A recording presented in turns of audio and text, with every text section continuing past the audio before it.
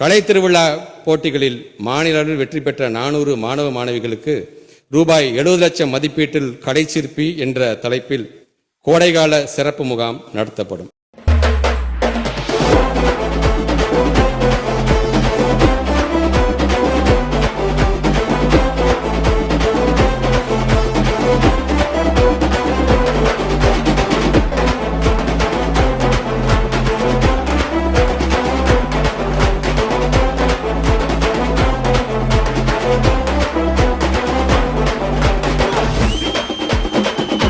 என் பெயர் இசைவாணி. நாங்கள் திருநெல்வேலி மாவட்டத்திலேருந்து வரோம். நாங்கள் தொடர்ந்து கலைத்திருவிழாவில் 3 தடவை ஸ்டேட் ஃபர்ஸ்ட் எடுத்தோம். அதனால் எங்களுக்கு இந்த கலை சிற்பிங்கிற கேம்புக்கு நாங்கள் 6 நாள் வந்திருக்கோம். அந்த 6 நாள் நாங்கள் நிறைய விஷயத்தை கற்றுக்கிட போகிறோம்.